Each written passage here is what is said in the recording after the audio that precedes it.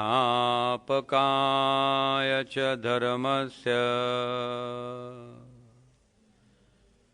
सर्वधर्मस्वरूपिणे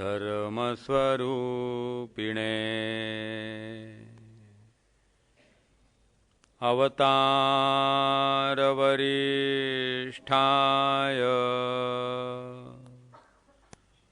रामकृष्णाय ते नमः।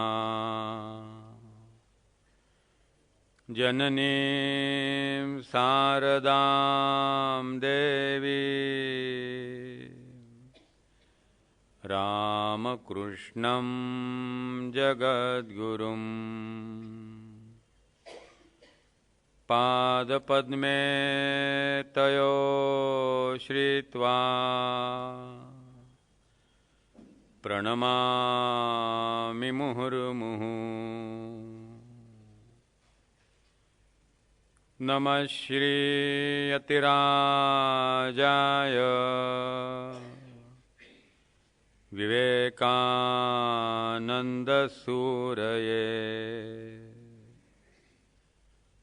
सच्चित्सुखस्वरूपाय स्वामिने तापहारिणे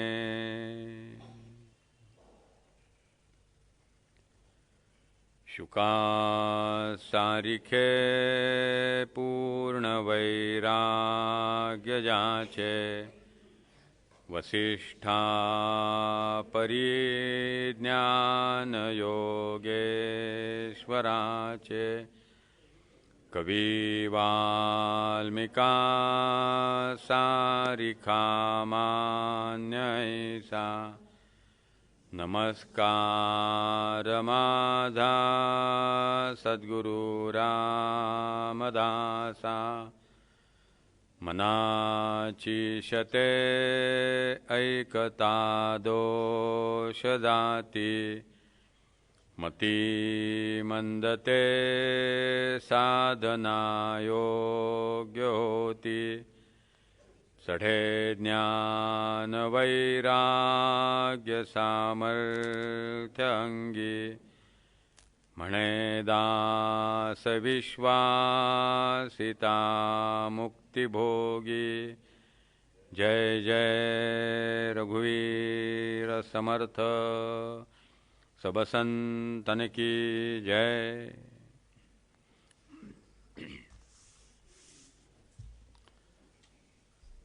काल आपण पाहत होतो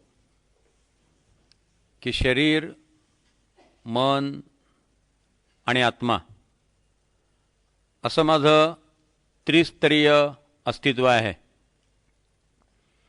शरीर अत्यंत स्थूल आहे, मन त्याहून सूक्ष्म आहे आणि आत्मा जो आहे तो अत्यंतिक सूक्ष्म आहे। त्याचं वर्णनच करता येत नाही, त्याला सूक्ष्म असं म्हणायचं।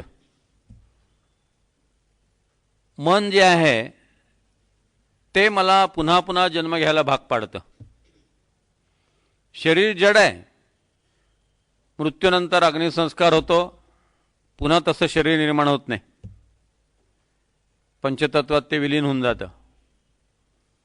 मन जे आहे ते वासनात्मक आहे, म्हणून मनाला सूक्ष्म शरीर सुद्धा म्हणतात, मनाला लिंगदेह सुद्धा म्हणतात। वायू स्वरूप असल्यामुळे ते श्वासावाटे बाहेर पडतं। त्यालाच आपण म्हणतो मनुष्याने शेवटचा श्वास घेतला आणि वायूच्या गतीनं ते पुन्हा एखाद्या स्त्रीच्या पोटात प्रवेश करून पुन्हा नवीन शरीर त्या ठिकाणी निर्माण करतं। म्हणून स्वामी विवेकानंदांनी म्हटलेलं आहे की मन शरीर तयार करतं। मुलरबाईंना लिहिलेल्या पत्रातील स्वामी विवेकानंदांचं एक वाक्य फार सुंदर आहे। त्यात स्वामी विवेकानंद लिहितात, गवताच्या पात्यापासून तर परमेश्वरापर्यंत यच्चयावत जीवसृष्टी हा मनाचा क्रमविकास आहे। गवताचं पात ही सुरुवात आहे, तिथून जाणीव सुरू झाली, तिथून जीवसृष्टी सुरू झाली, तर अगदी ईश्वरत्वापर्यंत सगळा मनाचा विकास आहे। महात्मा गांधी ही एक मानसिक अवस्था आहे, लोकमान्य टिळक ही एक मानसिक अवस्था आहे, स्वातंत्र्यवीर सावरकर हा एक मनाचा क्रमविकास आहे, अरविंद विवेकानंद हा एक मनाचा कर्मविकास आहे. अनेक जन्मांची साधना करून, अनेक जन्मांचं अध्ययन करून ते जीव त्या दशेला पोहोचलेले आहेत. आज आपण जे काही आहोत ते आपल्या अनेक जन्मांच्या कर्मांचा आणि विचारांचा परिपाक आहे, क्युम्युलेटिव्ह इफेक्ट आहे, एकत्रित सगळ्याचा परिणाम आहे.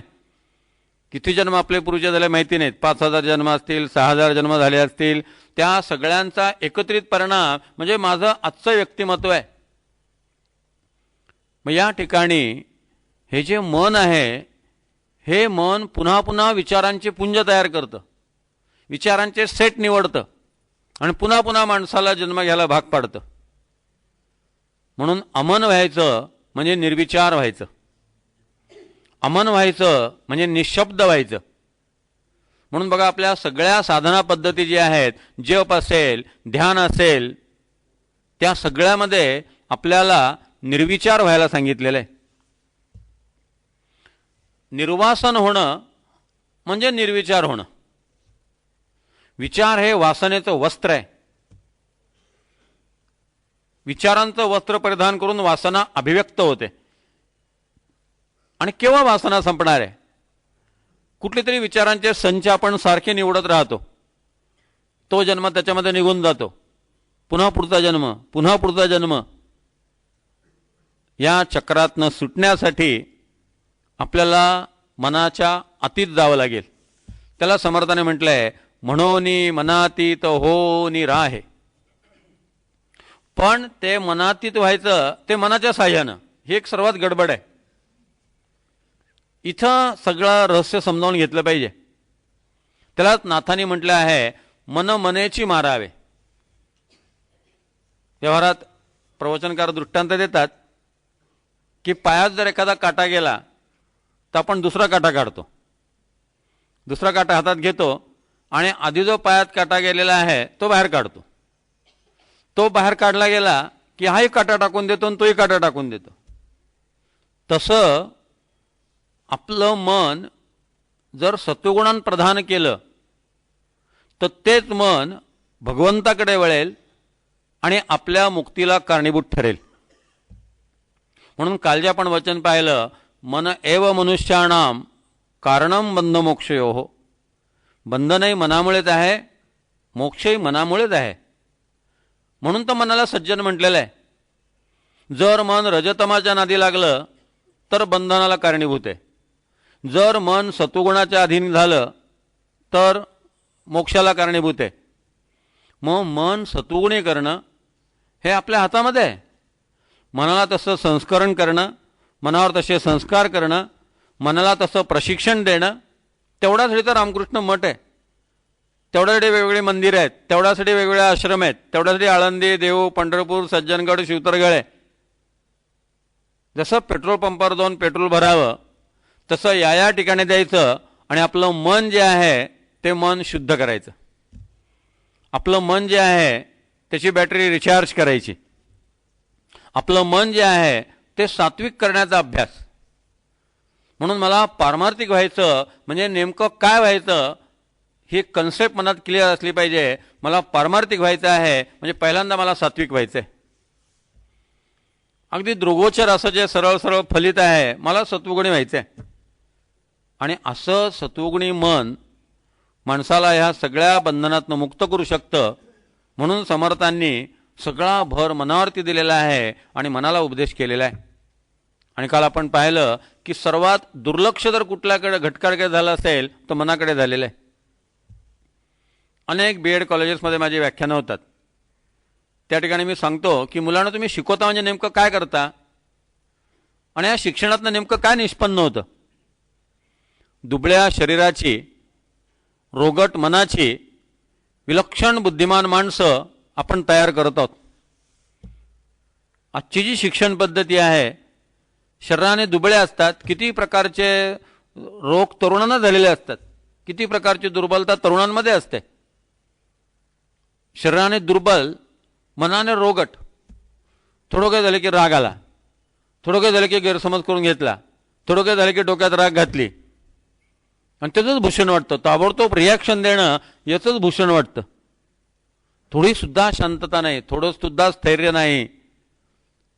शरीराने रोगट किंवा दुबळी, मनाने रोगट आणि बुद्धीने असामान्य. बुद्धीने एकदम प्रतिभाशाली. सगळं शिक्षण जे आहे ते ब्रेन ओरिएंटेड आहे.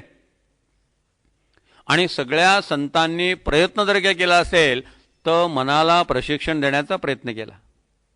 सगळ्या संतांनी मनाला वळण लावलं. म्हणून ज्यांनी मन जिंकलं त्यांनी जग जिंकलं असं जे म्हटलं जातं ते एवढ्यासाठी. सर्वात अवघड जर काही असेल ना तर स्वतःचं मन शांत करणं. आपण सगळ्यांना सांगतो हे शांत बसा, हे शांत बसा. मुलांना आपण सांगतो शांत बसा. आपण स्वतः शांत बसतो का? आपण स्वतः शांत असतो का? शांत बसणं किती सोपं आहे, शांत बसणं किती अवघड झालंय. आहे किती सोपं आहे. बरं आता बसायला इतक्या चांगल्या चांगल्या खुर्च्या घरात निघालेल्या आहेत. स्वामी विवेकानंद म्हणायचे पैशाने तुम्ही उत्तम पलंग विकत घेऊ शकाल, शांत झोप नाही विकत घेऊ शकणार. इतक्या चांगल्या गाद्या गिरद्या असलेल्या कुशनिंगच्या खुर्च्या निघालेल्या आहेत, पण त्या खुर्च्यांवर मनुष्य शांत नाही बसू शकत. सगळ्या सुविधा आहेत. एसी आहे, पाहिजे तसं टेम्परेचर लगेच मेंटेन करू शकतो खोलीचं, पण डोकं नाही शांत करू शकत. डोकं थंड नाहीच आहे, डोकं गरमच आहे. त्याचा नॉब वेगळा आहे, त्याचं बटन वेगळं आहे आणि मनाकडे त्याची कल आहे आणि त्याची कळ मनाच्या हातात आहे. आणि म्हणून समर्थांनी सगळा उपदेश जो केलेला आहे तो मनाला केलेला आहे. मन जर तयार झालं तर बाकी सगळ्या प्रतिकूल गोष्टी असल्या तरी मन त्यामध्ये प्रसन्न राहू शकतं. मन त्यात शांत आणि समाधानी राहू शकतं. म्हणून सुखात जर राहायचं असेल शांत मन हे माणसाला सुख देणारं आहे. आज सगळीकडे आपल्याला पाहायला मिळतं ते अशांत मनाच्या अभिव्यक्ती आणि आविष्कृती पाहायला मिळतात. म्हणून या मनाच्या श्लोकामध्ये समर्थ रामदासांनी डायरेक्ट मनाला हात घातला. आणि हा विषय असा आहे की ज्याने त्याने आपापल्या मनाला समजावून सांगायचं. प्रत्येकाचं उत्तरदायित्व आहे. ही प्रत्येकाची इंडिव्हिज्युअल साधन आहे. म्हणून प्रवासामध्ये एक छोटं मनाच्या श्लोकाचं पुस्तक पुरतं. ते खिशामध्ये असलं, वरच्यावर ते श्लोक म्हणत राहिलं, त्याचं चिंतन करत राहिलं तर एक एक श्लोक जो आहे तो आपल्याला जीवनाचं गहन सूत्र सांगतो. म्हणून या ठिकाणी आपण आजपासून त्या श्लोकांचा विचार करणार आहोत. पहिला श्लोक जो आहे तो नमनाचा आहे. पहिला श्लोक जो आहे तो वंदनाचा आहे. त्याला समर्थ रामदास मंगलाचरण म्हणतात. मंगलाचरण हा एक पारमार्थिक शब्द आहे. आमच्या परमपूज्य नाना धर्माधिकाऱ्यांनी त्याची फार छान फोड केलेली आहे. मंगलाचरण म्हणजे मंगल आचरण. आपलं आचरण मंगल व्हावं यासाठी परमार्थ आहे. क्रिया पालटे तत्काळ जे खळांची व्यंकटी सांडो तया सत्कर्मी रती वाढो. म्हणून हा पहिला श्लोक जो आहे त्याला मंगलाचरण म्हणतात. त्यामध्ये गणेश, शारदा आणि सद्गुरू यांचं स्तवन आहे. कुठल्याही पारमार्थिक ग्रंथामध्ये पहिले हे 3 क्रम असतात: गणेश, शारदा आणि सद्गुरू. गणाधीश जो ईश सर्वा गुणांचा, मुळारंभ आरंभ तो निर्गुणाचा. हे 2 चरण जे आहेत हे गणेश स्तवनाचे आहेत. नमो शारदा मूळ चत्वार वाचा. हा तिसरा चरण जो आहे तो शारदा नमनाचा आहे किंवा स्तवनाचा आहे. गमो पंथ आनंत या राघवाचा. हा चौथा चरण जो आहे हा सद्गुरु स्तवनाचा आहे. इथे समर्थाने आपल्या सद्गुरूंचा स्पष्ट नामोल्लेख केलाय, राघव. सद्गुरु स्तवनाचा दासबोधात समास आहे. पहिल्या दशकातला चौथा समास आहे. पण त्या सद्गुरु स्तवनामध्ये कुठेही रामाच्या नावाचा उल्लेख नाही आहे. तिथं सद्गुरू हे समर्थांनी तत्व म्हणून घेतलेलं आहे. तिथं सद्गुरू ही व्यक्ती म्हणून घेतलेली नाही आहे. सद्गुरू म्हणजे निर्गुण ब्रह्म. आणि म्हणून संबंध सद्गुरू स्तवनामध्ये रामाचा उल्लेख नाही. दुसऱ्या दशकामध्ये स्तवन सुरू करताना करुणी रघुनाथ स्मरण असं म्हणून आपल्या सद्गुरूंचा उल्लेख केलेला आहे. मृखलक्षणं सांगायला सुरुवात करताना करुणी रघुनाथ स्मरण, तिथं सद्गुरूंचा उल्लेख रघुनाथ या नावाने स्पष्टपणे सगुण रूपाने केलेला आहे. मनाच्या श्लोकामध्ये गमूपंथानंत या राघवाचा, यात आपल्या सद्गुरूंचा राघवाचा उल्लेख करून सद्गुरूचं स्तवन केलेलं आहे. या स्तवनाच्या पाठीमागे किंवा नमनाच्या पाठीमागे पहिली गोष्ट कृतज्ञतेची आहे. त्याला मी म्हणतो वोट ऑफ थँक्स, आभार प्रदर्शन, की ज्यांच्या कृपेमुळे हा ग्रंथ सिद्ध झाला, ज्यांच्या कृपेमुळे लिहिता आलं, त्या सगळ्यांना अंतःकरणपूर्वक धन्यवाद. म्हणून कृतज्ञतेपोटी नमन आहे. नमनाच्या पाठीमागे आणखी एक गहन तत्व आहे. जेव्हा आपण एखादं कार्य सुरू करतो तेव्हा त्या कार्यामध्ये विघ्न येऊ शकतं, किंबहुना त्या कार्यात विघ्न आणणाऱ्या शक्ती वातावरणात काम करत असतात. वातावरणात अनेक सूक्ष्म शक्ती आहेत. तुम्हाला असा अनुभव असेल, दोन घटना सांगतो परस्पर कशा घडतात. मी रस्ता क्रॉस करणार असतो, का कोण असतो की तर मी थांबतो आणि माझ्या शेजारनं कार फास्ट जाते आणि मग मला वाटतं अरे बरोबर झालं मी थांबलो. आत्ता मी जर 2 पावलं पुढे टाकली असती तर त्या कार खाली मी सापडलो असतो. मला ही थांबण्याची बुद्धी कोणी दिली?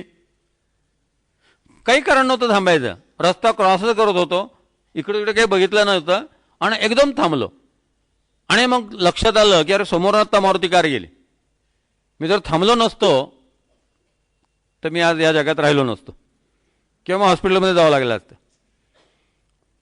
कोणी वाचवलं? अशी एक वातावरणात शक्ती आहे जी तुमच्या भोवताली संरक्षण कवच आहे. साधकांच्या भोवताली ती असते.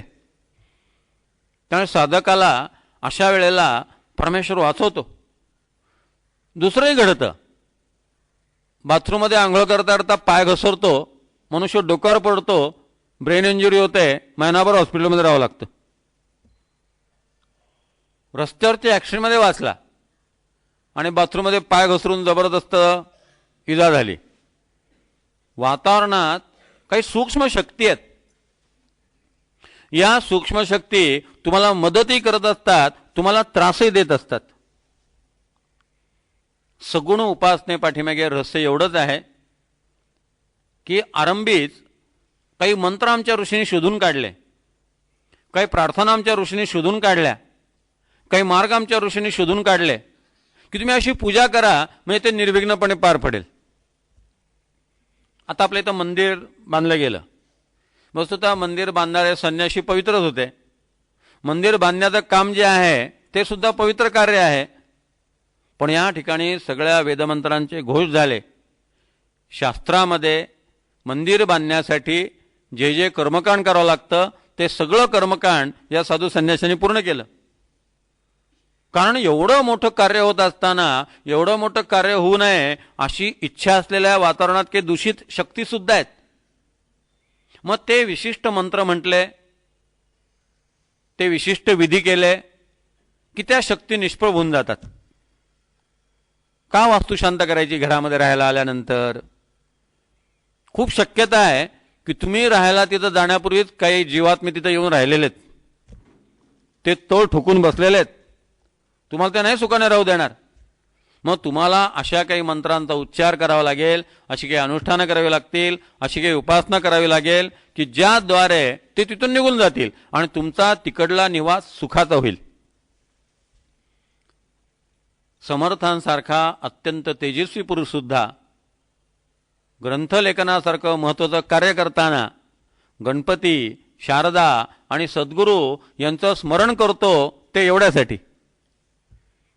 मग आणखी एक भाग असतो की यांच्यामुळे हे कार्य पूर्ण होत आहे, माझा त्यात अहंकाराचा भाग नाही, मी करता नाही. गणपतीच्या कृपेने झालं, शारदेच्या कृपेने झालं, सद्गुरूंच्या कृपेने झालं. आता मनाचे श्लोक छोटे, थोडं प्रकरण असल्यामुळे, छोटे श्लोक असल्यामुळे, छोटा ग्रंथ असल्यामुळे त्यांनी एवढ्यात पुरताच स्तवन थांबवलंय. दासबोध हा 7751 असल्यामुळे पहिला संपूर्ण दशक जो आहे तो स्तवनाचाच आहे. मग त्यात संत, सज्जन, सभा, श्रोते, नरदेह, परमार्थ या सगळ्यांचं स्तवन केलेलं आहे.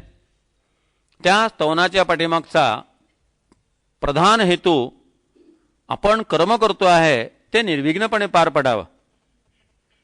दुसरी गोष्ट, ते कर्म करत असताना आपल्याकडे कर्तेपणाचा अहंकार नसावा. तिसरी गोष्ट, ते कर्म ज्यांच्या कृपेमुळे पार पडलेलं आहे त्यांच्याबद्दल कृतज्ञता असावी. म्हणून सगळ्या संतांनी, मग ज्ञानेश्वर महाराजांनी ज्ञानेश्वरी लिहिली, आरंभी गणपती, शारदा, सद्गुरू या सगळ्यांचं स्तवन आहे. व्यासदेवांचे आभार मानलेले आहेत. कारण महाभारत झालं नसतं तर भगवद्गीता झाली नसती, आणि भगवद्गीता झाली नसती तर ज्ञानेश्वरी झाली नसती. म्हणून व्यासांना सुद्धा धन्यवाद दिलेले आहेत. समर्थांनी वाल्मिकी स्तवन केलेलं आहे की आपण रामाचे भक्त आहोत, पण हा राम आपल्याला दिला कोणी? वाल्मिकीने दिला. वाल्मिकी नसते तर कुठली रामभक्ती आणि कुठली रामकथा? म्हणून ज्यांनी ज्यांनी आपल्याला अशा प्रकारे मदत केली आहे त्या सगळ्यांबद्दलची कृतज्ञता या नमनाच्या पाठीमागे आहे. गणपती जो आहे तो शंकराचे जे विविध गण आहेत त्यांचा मुख्य आहे, म्हणून त्याला गणाधीश म्हटलेलं आहे. सत्व, रज, तम हे 3 गुण जे आहेत त्यांचा तो स्वामी आहे. म्हणून ईश सर्वा गुणांचा, जे दोन्ही अर्थ लावले जातात. जे वेगवेगळे गुण आहेत, सगळे चांगले गुण, त्या सगळ्याचा तो स्वामी आहे. किंवा सत्व, रज आणि तम यांचा तो स्वामी आहे. तो सत्व, रज आणि तम यांचा स्वामी आहे. याचा अर्थ हे केव्हा कसे वापरावेत ते त्याला बरोबर कळतं. सत्वगुण वापरता आला पाहिजे, रजोगुण वापरता आला पाहिजे, तमोगुण सुद्धा वापरता आला पाहिजे. मठात उत्सव सुरू आहे. उत्सवासाठी कार्यकर्त्यांची गरज आहे. खिचडी सगळ्यांना डिस्ट्रीब्यूट करायची आहे. आता सगळ्यांना खिचडी आणि हे सगळं प्रसाद डिस्ट्रीब्यूट करायचं आहे. अशा वेळेस मी जर म्हणेल की मला तर शांतपणे ध्यानाला बसायचं आहे मंदिरात, तर उपयोगात आहे. तिथं मला रजोगुण वापरता आला पाहिजे. तिथं मी ठीक आहे, मी विचारलं पाहिजे राजेंद्र महाराजांना की मी काय सेवा करू ते सांगा, आणि त्यांच्याकडून मी काहीतरी काम घेतलं पाहिजे आणि ते काम पार पाडलं पाहिजे. तिथं रजोगुणाची आवश्यकता आहे. रामकृष्णांचा एक शिष्य ध्यानाला बसलाय पंचवटीमध्ये.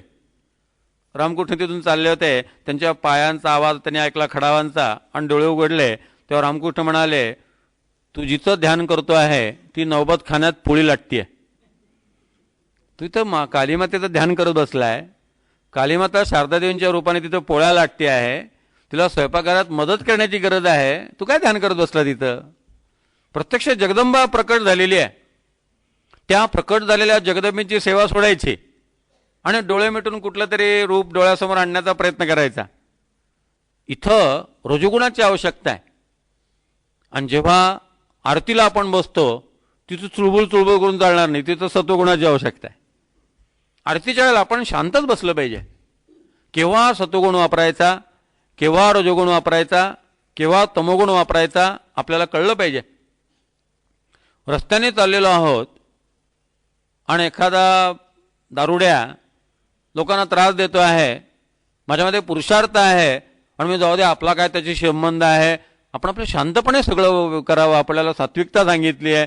तिथं माझ्यातला तमोगुण मी जागा केला पाहिजे आणि त्या दरोड्याला एक मुस्कडीत मारली पाहिजे की जो समाजामध्ये बाकीच्या लोकांना त्रास देतोय, उपद्रव निर्माण करतो आहे. केव्हा सत्वगुण वापरायचा, केव्हा रजोगुण वापरायचा, केव्हा तमोगुण वापरायचा हे गणपतीला बरोबर ठाऊक आहे. गणपती ही बुद्धीची देवता आहे आणि बुद्धी या त्रिगुणांचं संचालन करते, म्हणून तो गुणांचा ईश आहे. आणि तोच सर्वात पहिल्यांदा होता, म्हणून त्याला मोहारंभ आरंभ तो निर्गुणाचा. याचा अर्थ गणपती म्हणजे समर्थांच्या दृष्टीने निर्गुण परब्रह्म.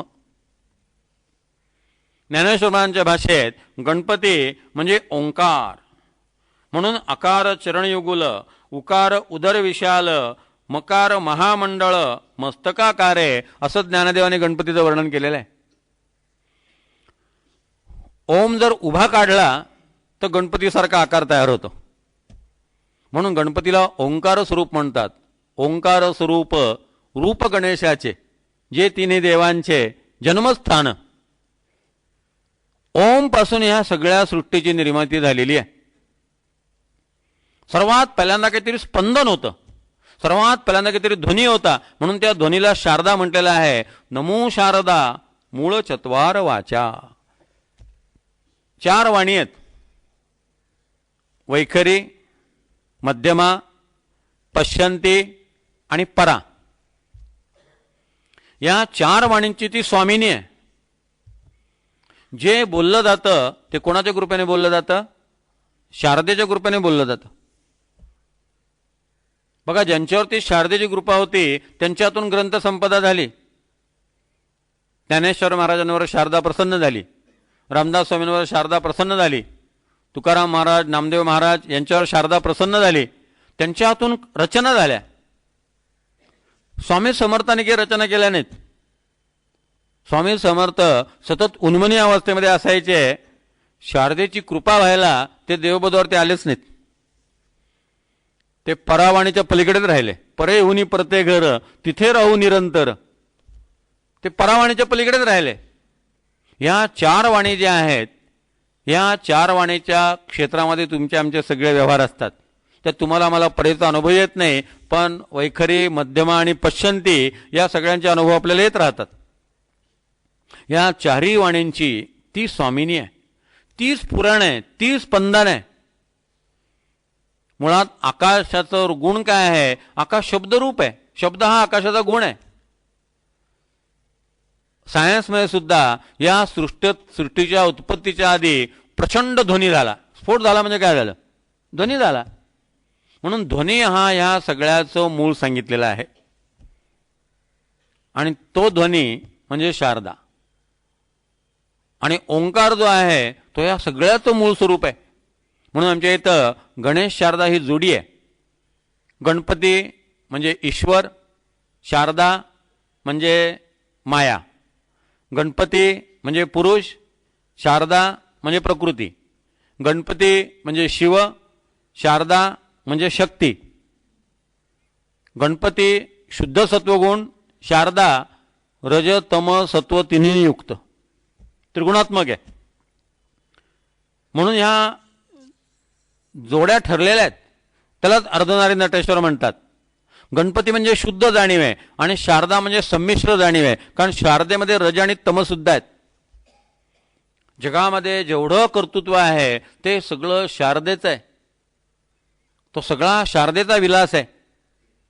गणपती अभिव्यक्त होतो त्याच्या पाठीमागे शारदेची शक्ती आहे. आणि हे सगळं ज्ञान कोणाच्या कृपेमुळे प्राप्त होतं? सद्गुरूंच्या कृपेमुळे प्राप्त होतं. म्हणून सद्गुरू स्तवन.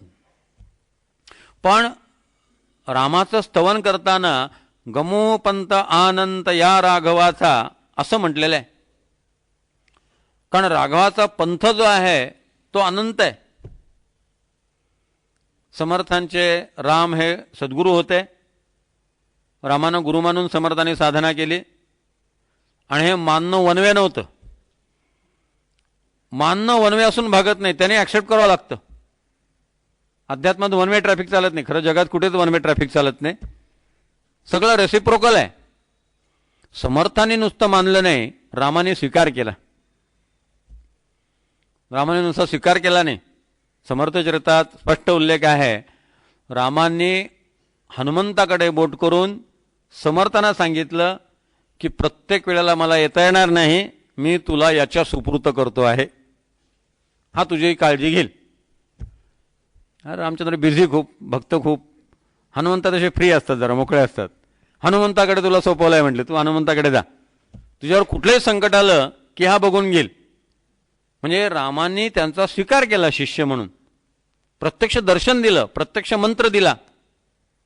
त्यामुळे मनाच्या श्लोकामध्ये पुन्हा पुन्हा आपल्याला करी रे मना भक्ती या राघवाची, करी रे मना ध्यान या राघवाचे, मना सज्जना राघवी वस्ती की जय, भजाया जनी पाहता राम येखू, किंवा नभा सारिखे रूपया राघवाचे, किंवा प्रभाते मनी राम चिंतित जावा, किंवा घनश्याम हा राम लावण्य रूपी, किंवा नुपेक्षी कदा रामदासाभिमानी, किंवा नसे राम ते धाम सोडून द्यावे.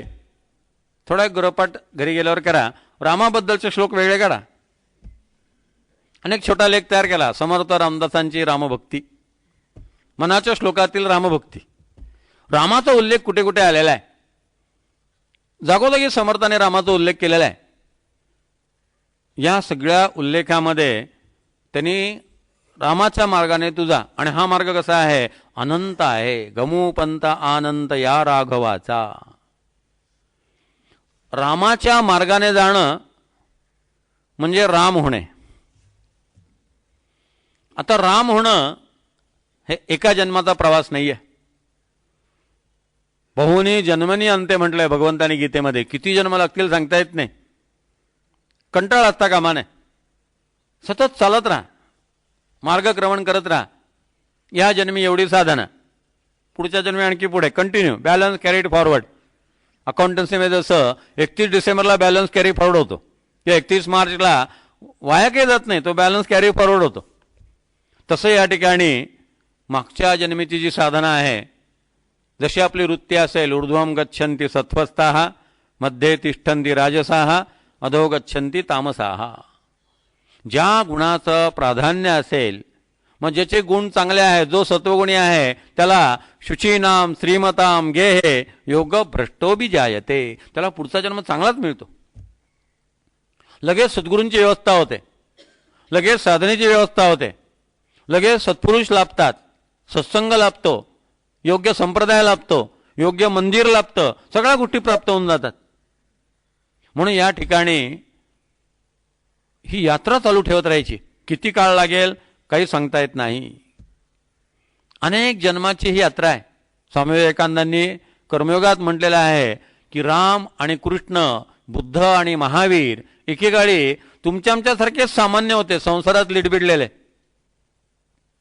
क्रमशः साधना करत करत, क्रमशः पवित्र जीवन जगत जगत, उन्नत होत होत ते या अवस्थेपर्यंत पोहोचले. याचा अर्थ आपल्याला सुद्धा ती अवस्था प्राप्त करून घेता येईल. जी गोष्ट एका माणसाला मिळवता आली ती कोणालाही मिळवता येण्यासारखी आहे.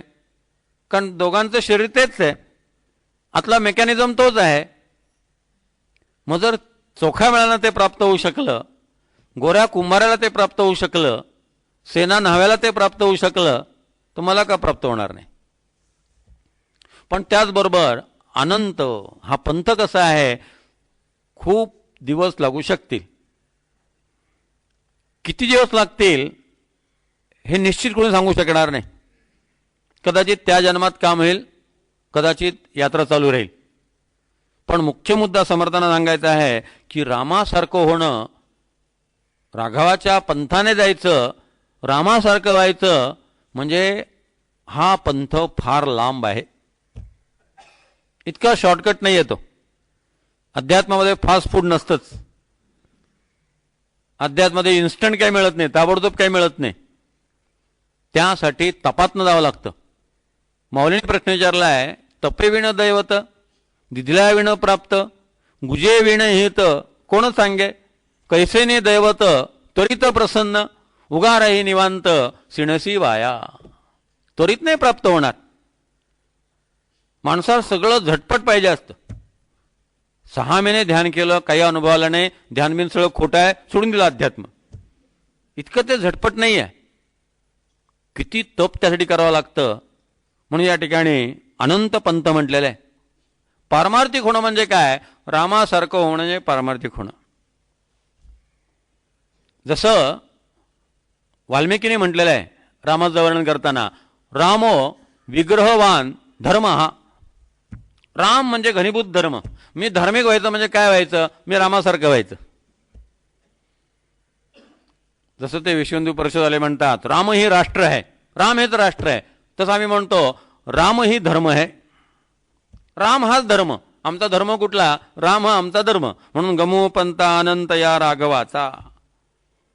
त्या मार्गाने जाताना वेळ लागेल, मोठी यात्रा आहे, एका जन्मानं कदाचित भागणार नाही, पण अनेक जन्म लागतील. म्हणून पोस्टपोन केलं किंवा कॅन्सल केलं त्याने प्रश्न सुटणार नाही. कारण पुन्हा मायेचे वेडे वाढत राहतील. पोस्टपोन करणं कशासारखं आहे? सतत छातीत दुखतं आहे, पण जेव्हा आता अजून काही एवढा त्रास नाहीये, नंतर डॉक्टरांना दाखवू. केव्हा दाखवणार? शरीर प्रकृतीच्या बाबतीत जसं आपण थोडंसं बिघडलं की लगेच डॉक्टरांकडे धाव घेतो. डॉक्टर सांगतील त्या सगळ्या गोष्टी करतो. त्याप्रमाणे आपलं मन जर थोडंसं बिघडलं तर लगेच सद्गुरूकडे द्यायला नको का? मनाचे जे गुरु आहेत त्यांना जाऊन लगेच ते दुरुस्त करून घेतलं पाहिजे. लांबणीवर टाकल्याने प्रश्न सुटणार नाही आहे. भगवान बुद्धांकडे एक तरुण मुलगा आला आणि तो म्हणाला की मी आत्महत्या करणार आहे. बुद्धदेव म्हटले चांगली कल्पना आहे, कर म्हटले. तो काही बोलला नाही. त्याला जरा धक्काच बसला. थांबला तो. म्हटले आत्महत्येची व्यवस्था आहे ना? नाही तर मी करतो म्हटले. माझ्याकडे विहीर आहे, कशा पद्धतीने मारायची इच्छा आहे म्हटले. टांगून घेणार असशील तर दोर आहे, जाळून घेणार असशील तर रॉकेल आहे, पाण्यात उडी मारायची असेल तर विहीर आहे, काय ठरवलंयस तू? तो बुद्धानं म्हटलं काय आहात तुम्ही? म्हटले विचित्र. प्रत्येकाने मला आत्महत्या करणं म्हणजे पाप आहे आणि आत्महत्या करणं कसं चुकीचं आहे याच्यावरती अर्धा तास व्याख्यान दिलं आणि तुम्ही लगेच माझी व्यवस्थाच करताय पुढची. बुद्धदेव म्हणाले मी एवढ्यासाठी हे करतो आहे की मला माहिती आहे आत्महत्या करण्याने प्रश्न सुटत नाही. ते जीवन तुम्ही संपवाल, मनाचं काय कराल? मन पुन्हा नवीन शरीर तयार करेल आणि या जन्मामध्ये नीट वागला नाही, ते जीवन संपवलं, याची वेगळी पनिशमेंट पुढे सुरू होईल. जे कैदी तुरुंगातनं पळून जातात ते जेव्हा पुन्हा सापडतात ते त्यांच्या शिक्षेमध्ये आणखी वाढ होते. पूर्वी पायात बेड्या नव्हत्या, त्या बेड्या घातल्या जातात. पूर्वी हात बांधलेले नसतात, त्या आता बांधले जातात. पूर्वीपेक्षा जास्त जाचक शिक्षा. त्यामुळे तुम्ही जर पळून जाण्याचा प्रयत्न केला, बुद्ध म्हणले मला माहिती आहे आत्महत्येने कधी प्रश्न सुटत नाही. आत्महत्येने तुम्ही ह्या जन्मापुरता सुखदुःखांची सुटका करून घेतली, मन पुन्हा जन्म घेईल आणि पुन्हा जन्म घेतला, बॅलन्स कॅरीड फॉरवर्ड प्लस आत्महत्येचा प्रयत्न करण्याचा आणखी डेबिट आकडा ते आणखी वाढलं डोक्यावर. कशाने सुटका होणार आहे? सुटका होण्याचा एकच मार्ग आहे, मी माझं मन सतत शांत केलं पाहिजे. मी माझं मन रामासारखं केलं पाहिजे. ते डोंगरे महाराज त्यांच्या रामकथेत सांगायचे की क्षणाक्षणाला स्वतःला प्रश्न विचारावा की या जागी राम असते तर त्यांनी काय निर्णय घेतला असता. ते विचारात घ्या आणि तुम्ही तो निर्णय घ्या, संपलं. रामासारखं होणं म्हणजे ह्या जागी राम असते तर रामाने काय निर्णय घेतला असता? राम भावाच्या विरुद्ध कोर्टात गेला असता का? मला रामासारखं व्हायचं आहे, मी भावाच्या विरुद्ध कोर्टात जाणार नाही. साधे निकष आहेत. मग अशा पद्धतीनं मी माझ्या जीवनाला आकार देणं हे 1-2 दिवसाचं काम नाहीये, म्हणून त्याला अनंत पंथ असं म्हटलेलं आहे. आणि मग मनाच्या श्लोकातला श्रेयस प्रेयस विचार सुरू होतो दुसऱ्या श्लोकापासून. मना सज्जना भक्ती पंथे चिदावे, तरी श्रीहरी पाविजेतो स्वभावे. जनी निंद्यते सर्व सोडो निद्यावे, जनी वंद्यते सर्व भावे करावे. विद्यार्थ्यांना मना श्लोक पाठ मिळायला सांगितले की हा श्लोक म्हणताना मुलं नेहमी म्हणतात जनी निंद्यते सर्व भावे करावे, जनी वंद्यते सर्व सोडून द्यावे. म्हणजे पुढे आपण काय करणार आहोत हे इनडायरेक्टली ते सूचित करत असतात. इतक्या बरोबर म्हणतात, थोडंसं ते उलटं सुलटं होऊन जातं. जीवनाचा श्रेयस आणि प्रेयस विचार या ठिकाणी सांगितलेला आहे. कठोपनिषदामध्ये यमराजांनी नचिकेताला हा श्रेयप्रिय विचार सांगितलेला आहे. श्रेयश्च प्रेयश्च मनुष्यमेतः तौ संपरित्य विविनक्ति धीरः.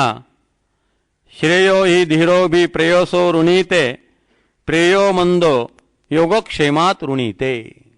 कोण बुद्धिमान आहे आणि कोण मंदबुद्धीचा आहे? व्यवहारात आपली व्याख्या काय असते? कॉम्प्युटर इंजिनियर आहे म्हणजे बुद्धिमान आहे, उत्तम व्याख्यान देतो बुद्धिमान आहे, फार पाठांतर आहे बुद्धिमान आहे. आपल्या बुद्धिमत्तेचे व्यवहारातले निकष वेगळे असतात, संतांचे निकष वेगळे असतात. यमराज इथं संत आहेत. यमराज हे या ठिकाणी परमाचार्य आहेत, परमगुरू आहेत.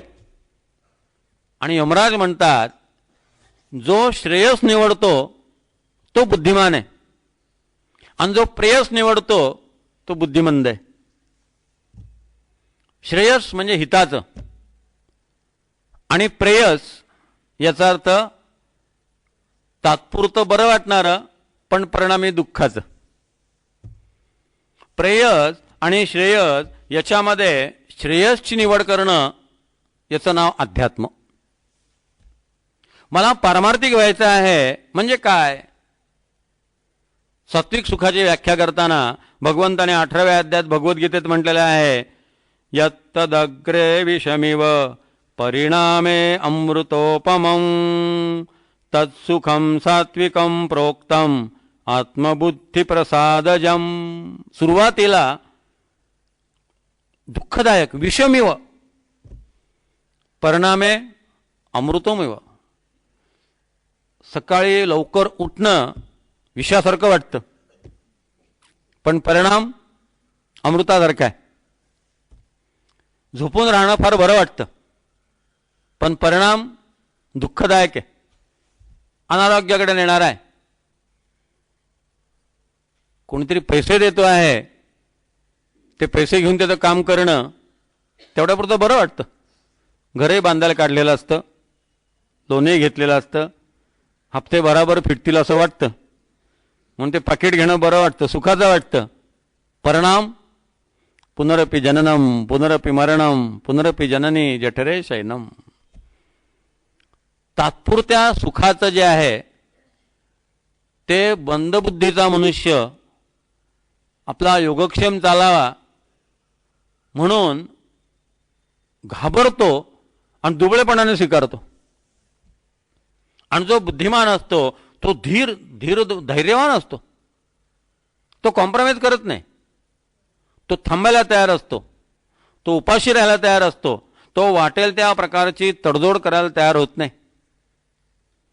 इथं खरं जीवनातलं आपलं पारमार्थिकत्व सिद्ध होणार आहे. तुम्ही श्रेयस निवडता का प्रेयस निवडता? अध्यात्म हे बोलण्याने सिद्ध होत नाही, अध्यात्म हे वागण्याने सिद्ध होतं. आणि वागताना तुम्ही काय निवडता?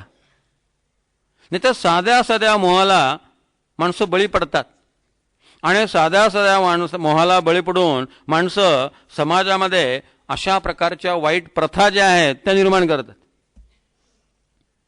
तुम्ही बघा, रामायणापेक्षा महाभारत कालामध्ये तत्व जरा बाजूला ठेवणारे लोक जास्त आहेत. नैतिक मूल्यांचा ऱ्हास महाभारत काळात पाहायला मिळतो. रामायण काळातले लोक जे आहेत नॉन कॉम्प्रोमाइजिंग आहेत. महाभारतामध्ये भीष्म कॉम्प्रोमाइज करतात, द्रोण कॉम्प्रोमाइज करतात, युधिष्ठिर कॉम्प्रोमाइज करतो. सगळं कॉम्प्रोमाइजचं युग सुरू झालं महाभारतात. तडजोड सुरू झाली, आणि सत्य आणि असत्य, चांगलं आणि वाईट यांच्यात जेव्हा तडजोड होते ना, तेव्हा वाईटाचा विजय झालेला असतो आणि चांगल्याचा पराभव झालेला असतो. त्याला तुम्ही सन्मानपूर्वक तडजोड वगैरे काय वाटेल ते शब्द वापरा, तुम्हाला लबाड साहित्यिक शब्द देतील आणून, त्याने समाधान होणार नाही, प्रश्न सुटणार नाही. या जगामध्ये सत्य आणि असत्याची तडजोड होऊ शकत नाही. पण मनुष्याचं मन इतकं दुबळं असतं की झटकन तो कशाच्या तरी आहारी जातो. मग असं वाटायला लागतं की या जगात चांगलं वागून चालणारच नाही, व्यवहारामध्ये इतका धूर्तपणा असलाच पाहिजे, व्यवहारामध्ये इतकी लबाडी केलीच पाहिजे, जो तळ राखील तो पाणी चाखील, अशा प्रकारचे शब्दप्रयोग रूढ होतात.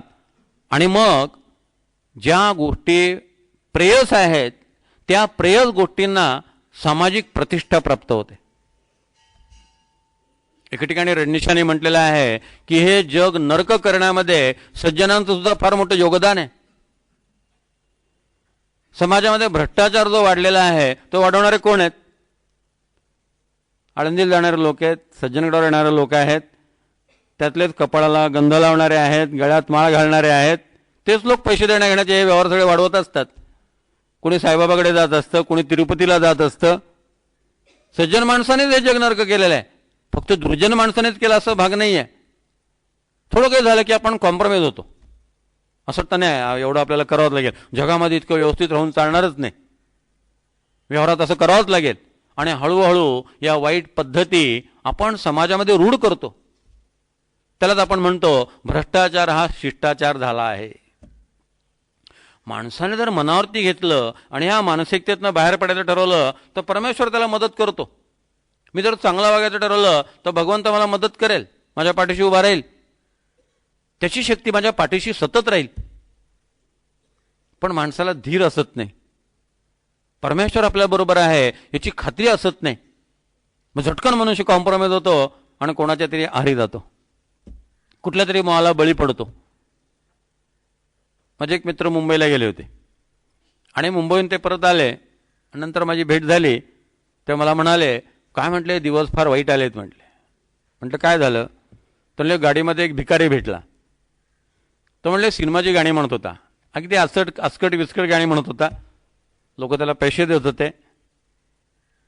तर म्हटले, मी त्याला विचारलं की तू सिनेमाची गाणी का म्हणतोस, चांगली भजनं वगैरे का म्हणत नाही? तर म्हणले, त्या भिकाऱ्याने मला उत्तर दिलं की भजनं म्हटली की लोक पैसे देत नाहीत म्हटले, असली गाणी म्हटली की पैसे देतात. बघा म्हटले किती दिवस वाईट आलेत. मी त्यांना प्रश्न विचारला की त्या भिकाऱ्याने जे उत्तर दिलं ते तुम्हाला खरं वाटलं का? हो म्हटले, मला खरं वाटलं. म्हटलं, तुम्ही त्याच्यावर काहीच विचार केला नाही का? नाही म्हटलं, मी काहीच विचार केला नाही. म्हटलं, तुम्ही त्या भिकाऱ्याला विचारायला पाहिजे होतं की अनुप जलोटाला 1,00,000 रुपये लोक का देतात? तो भक्तिगीतं म्हणतो. भीमसेन जोशींना 50,000 रुपये का देतात? ते तर संतवाणीच गातात. मग जे लोक भक्तिगीतं म्हणतात, अजित कडकडे, सुरेश वाडकर, गीतरामायण गाणारे लोक, सुधीर फडके, त्यांना लोकांनी भरपूर पैसे दिले. जर फक्त सिनेमाची गाणी म्हटल्यानंतर जर पैसे मिळत असतील तर या लोकांना पैसे कसे मिळाले? कुठेतरी आपण आपलं मन दुबळं केलं, कमकुवत केलं आणि असं वाईट वागलं तरच आपलं काम होईल, नाहीतर काम होणार नाही असं आपण गृहीत धरलं. पण जर मी ठरवलं की मी ह्या मार्गाने जाणार आहे आणि ह्या मार्गाने जात असताना मला उपाशी मरावं लागलं तरी चालेल, परमेश्वर तुमच्या पाठीशी उभा राहील. आणखी एक गोष्ट लक्षात ठेवा की माझ्या जीवनापेक्षा सत्य महान आहे. संतांनी जी जीवनमूल्य तयार केलेली आहेत, पूर्वासुरींनी जी जीवनमूल्य निर्माण केलेली आहेत, ती माझ्या जीवनापेक्षा श्रेष्ठ आहेत. माझं जीवन एकच्छित आहे, एखादं जीवन नष्ट झालं तरी चालेल, पण ती जीवनमूल्य सांभाळली गेली पाहिजेत. माझ्या तात्पुरत्या सुखासाठी, माझ्या तात्पुरत्या मोहासाठी, माझ्या तात्पुरत्या लाभासाठी मी पूर्वासुरीने जी परंपरा काढलेली आहे ती बाजूला डावलतो आणि त्या मोहाला बळी पडतो.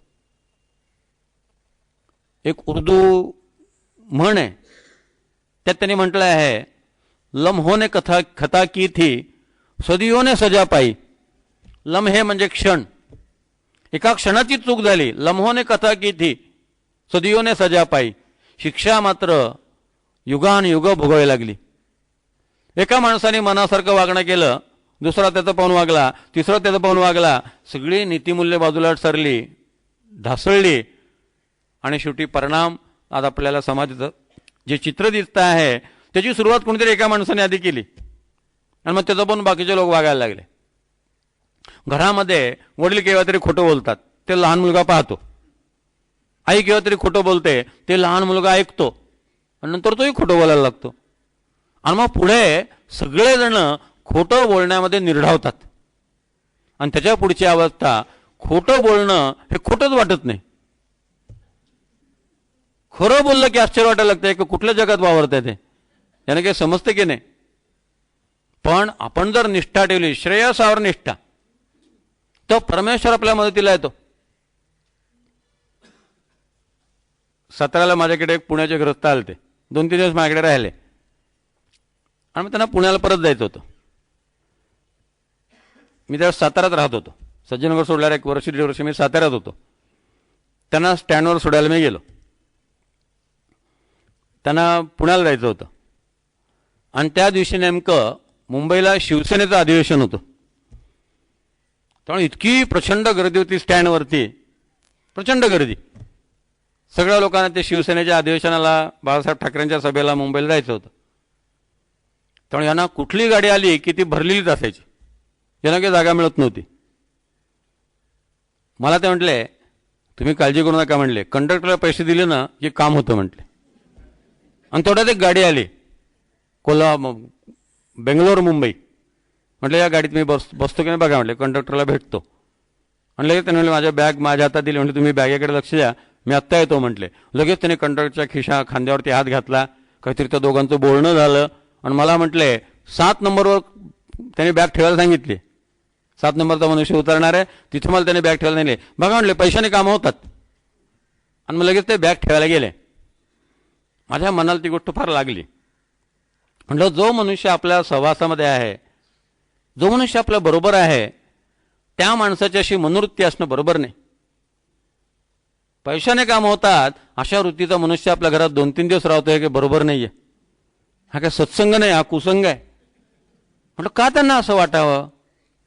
मग त्या क्षणाला मी आतून समर्थांना प्रार्थना केली की म्हटलं कसंही करून त्यांना या गाडीतनं पाठवू नका. म्हटलं त्यांची दुसऱ्या गाडीत व्यवस्था करा. इतकी मी अंतःकरणातनं प्रार्थना केली समर्थांना की त्यांना ह्या गाडीतनं पाठवू नका, दुसऱ्या गाडीतनं पाठवा. ती गाडी 10 मिनिटं थांबणार होती. बेंगळुरून आलेली होती. दरवेळा तो मनुष्य थांबणार होता, चहा पाणी सगळं ड्रायव्हर कंडक्टरचं. हे बॅग ठेवली त्यांनी त्या जागेवरती, परत आले. आम्ही दोघं बोलत होतो. मी मनातनं समर्थांना साकडं घातलं होतं. 4-1 मिनिटं गेले असतील.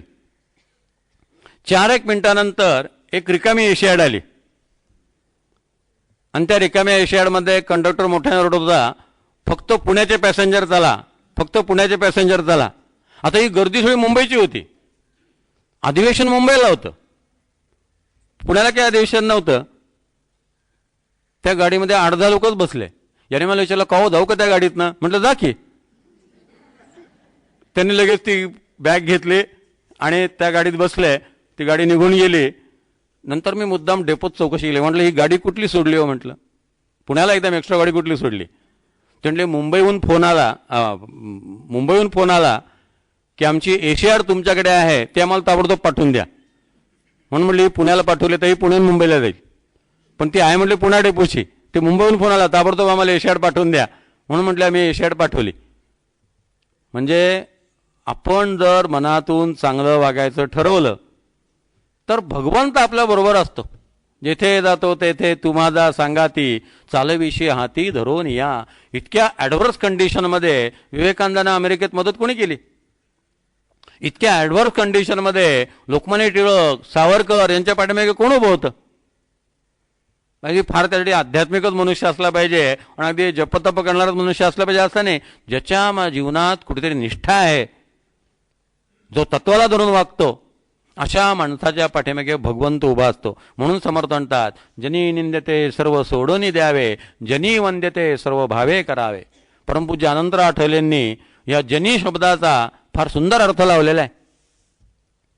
त्यांच्या जनी म्हणजे मेजॉरिटी नव्हे, पब्लिक नव्हे. नाही तर लोकांमध्ये खाणं पिणंच वंद्य ठरेल आणि खात नाही पित नाही हे निंद्य ठरेल, असं ठरण्याची शक्यता आहे. कारण बहुमतानं जर ठरवलं तर बहुमतात काय ठरेल काही सांगता येत नाही. सत्य असत्याशी मन केले ग्वाही, मानियले नाही बहुमता. तुकाराम महाराजांनी बहुमताला मी मानलं नाही, मन केले ग्वाही. मनाला विचारलं, मन साक्षी आहे.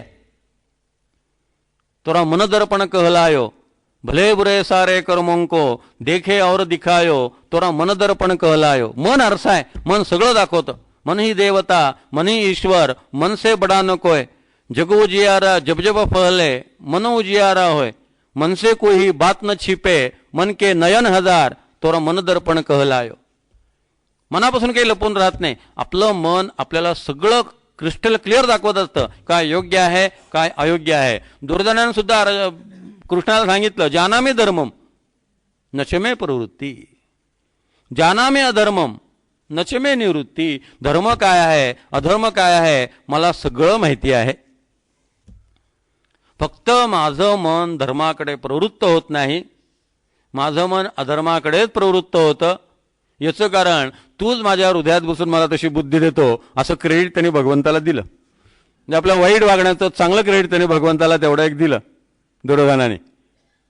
या ठिकाणी माझं मन मला सगळं सांगत असतं, काय श्रेयस आहे काय प्रेयस आहे. आणि तर जनी याचा अर्थ सज्जन लोकांनी जे ठरवून दिलेलं आहे. जनी म्हणजे मॉबनी ठरवलेलं नाही आहे. नाही तर बिहारमध्ये बहुमताने काही ठरू शकेल, बहुमतावर अवलंबून नाही आहे.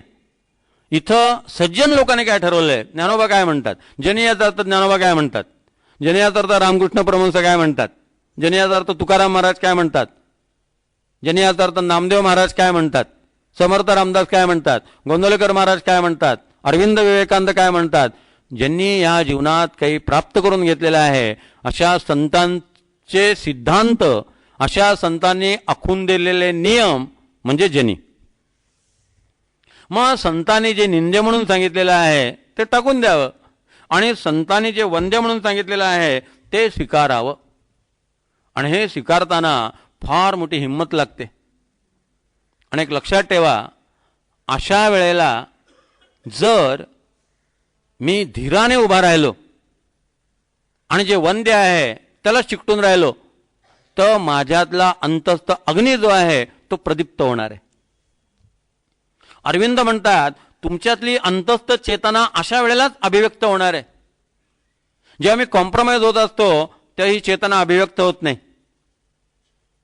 मी जेव्हा कॉम्प्रोमाइज करतो ना तेव्हा ही चेतना फडफडते, विझायला येते, ती तिच्यातलं तेज कमी होतं, क्षीण होते ती. आणि जेव्हा मी ठामपणे उभा राहतो की नाही मी याच्याशी तडजोड नाही करणार, हे जीवनमूल्य आहे, ह्या जीवनमूल्यासाठी मी प्राण द्यायला तयार आहे, अशी जेव्हा माझी मानसिक तयारी असते तेव्हा प्राण गेले तर माझं नाव इतिहासामध्ये अमर होईल.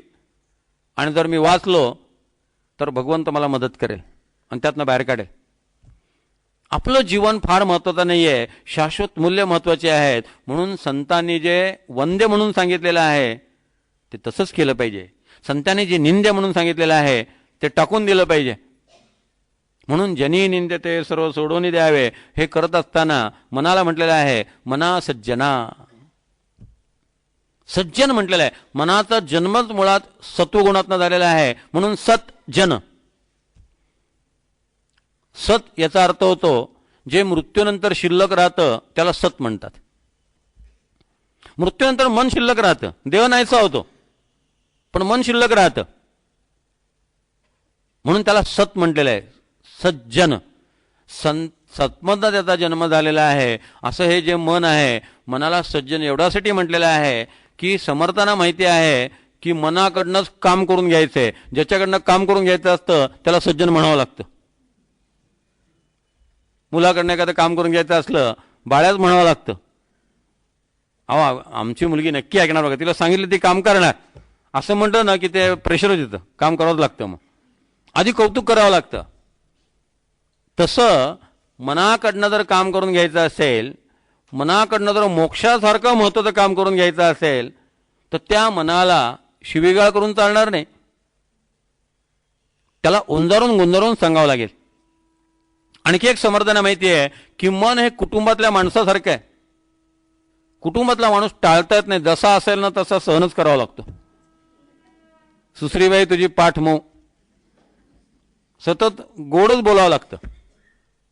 कशी असली मुलं तरी त्यांच्याबरोबर वागावंच लागतं. कशीही पत्नी असली, कसाही पती असला तरी ते वागावंच लागतं. मग आता वागावंच लागणार आहे तर मग सज्जन म्हणा, कशाला उगीच संघर्ष करताय. ऑफिसमध्ये रोज टेबलवरती तोच मनुष्य आहे, त्याच माणसाची गाठ आहे आणि त्याला पर्याय नाही आहे. तुम्ही नोकरी सोडू शकत नाही, त्याची ट्रान्सफर होणार नाही आहे. मग कशाला संघर्षण कटकट करा. मना सज्जना, सतत मनाबरोबरच राहावं लागणार आहे. मनाला जप करायला सांगावं लागणार आहे. मनालाच रामकृष्ण मठात चल म्हणून म्हणावं लागणार आहे. मनालाच आता वचनामृत वाच म्हणून सांगावं लागणार आहे. मनालाच ज्ञानेश्वरी घे, दासबोध घे, समजावून घे, सत्संग कर, सत्पुरुषांना जाऊन भेट, अर्थ समजावून घे, हे सगळं मनालाच सांगावं लागणार आहे. या सगळ्यासाठी मनच अनुकूल असलं पाहिजे. मग त्या मनाला उगीच शिवीगाळ करण्यात काय अर्थ आहे. समर्थ हे राजकारणी असल्यामुळे, राजकीय संत होते, त्यामुळे ते पॉलिटिकल असल्यामुळे त्यांनी विचार केला, दुर्जन प्राणी ओळखावे परी ते प्रकटन करावे, सज्जना परीस आळवावे महत्व देऊनी. त्यालाही महत्व द्यावं. ठीक आहे, असू दे बाबा, कारण हेच मन आपल्याला मोक्षाच्या दारापर्यंत नेणार आहे. म्हणून मना सज्जना भक्तिपंथेची जावे. का भक्तिपंथाचं अनुसरण करायचं आपण उद्याच्याला बघू. सगळ्यांच्या हृदयस्थ परमेश्वराला मनपूर्वक प्रणाम. जय जय रघुवीर समर्थ.